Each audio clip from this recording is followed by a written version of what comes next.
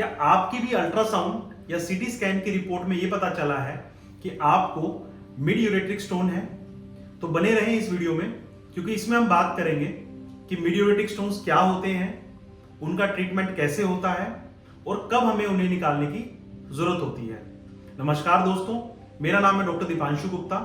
मैं senior consultant हूं urology में, एंड्रोलॉजी में क्योर स्टोन के साथ। चलिए शुरू करते हैं इस वीडियो को।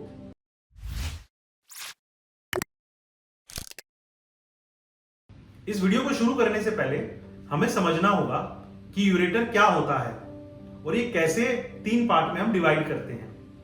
तो जैसा कि आप जानते हैं कि हमारी किडनी में जितना भी पेशाब बनता है वो सारा पेशाब एक पाइप से होता हुआ हमारे पेशाब की थैली तक जाता है।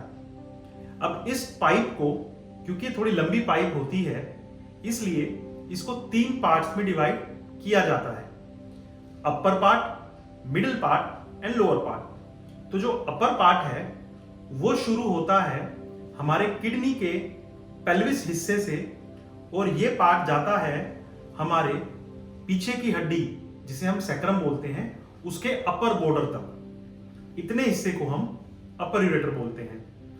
मिड यूरेटर, जो ये हमारी कमर की हड्डी है, इसके अपर बॉर्डर से लोअर बॉर्डर तक जितना भी पोर्शन यूरेटर का है उसे हम मिड यूरेटर बोलते हैं। तीसरा, लोअर यूरेटर, इस हड्डी के जो नीचे वाला हिस्सा है वहां से लेकर जितना भी यूरेटर बचता है पेशाब की थैली तक, उसे हम लोअर यूरेटर बोलते हैं।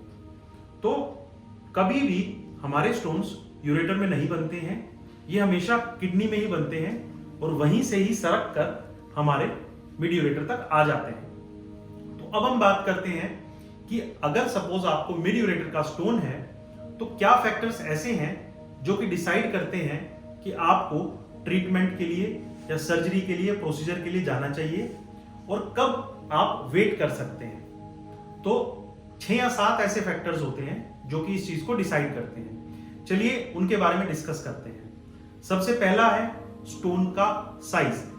अगर मान लीजिए आपके स्टोन का साइज 4 से 5 mm से छोटा अगर है, तब छोटा होने की वजह से चांसेस हैं कि वो अपने आप निकल जाए। अगर ऐसा होता है तो आप कुछ दिनों तक वेट कर सकते हैं। लेकिन अगर स्टोन का साइज बड़ा है, 8 या 9 mm का है, तो चांसेस ये हैं कि वो अपने आप ना निकले, क्योंकि ये पाइप का जो डायमीटर है वो कोई 2 से 4 mm का होता है। तो उस केस में आपको प्रोसीजर के लिए जाना होगा। अगर आपकी किडनी में स्टोन के फंसने की वजह से सूजन आ गई है, जिसे हम हाइड्रोनेफ्रोसिस भी बोलते हैं, अगर ये सूजन ग्रेड 3 या ग्रेड 2 की आ गई है और काफी दिनों से है, तब हमें इसको निकलवा देना चाहिए, क्योंकि ये हाइड्रोनेफ्रोसिस किडनी को नुकसान पहुंचाती है।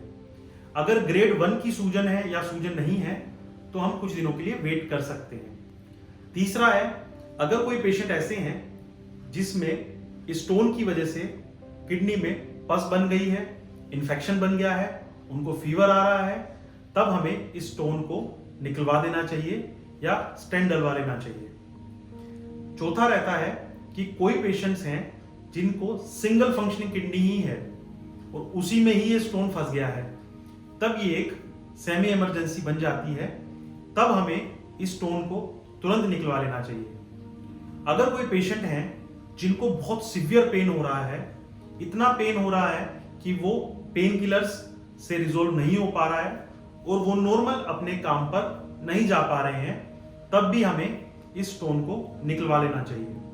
अगर ऐसा होता है कि काफी दिनों तक ये स्टोन इसी लोकेशन पर है, मूव नहीं कर रहा है, सब्सिक्वेंट जो आपने बाद में जांचें करवाई हैं, अगर उसमें स्टोन मूव नहीं कर रहा है और आपको 21-22 दिन हो गए हैं, तब भी हमें इस स्टोन को निकलवा लेना चाहिए, क्योंकि चांसेस हैं कि अपने आप नहीं निकल पाएगा।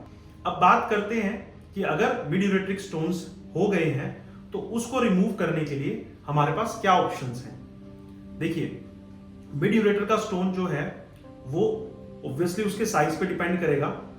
इसमें लिथोट्रिप्सी या ESWL किसी प्रकार से इस स्टोन को नहीं रिमूव कर सकता है, क्योंकि जैसा मैंने बताया कि हमारी कमर की हड्डी इस यूरेटर के पीछे रहती है, तो वो साउंड वेव्स को इस यूरेटर तक पहुंचने नहीं देती है। तो ESWL या लिथोट्रिप्सी का इसमें कोई रोल नहीं है। जो सबसे बेस्ट टेक्निक इसको करने के लिए, मिड यूरेट्रिक स्टोन्स को रिमूव करने के लिए होती है, वो है RIRS।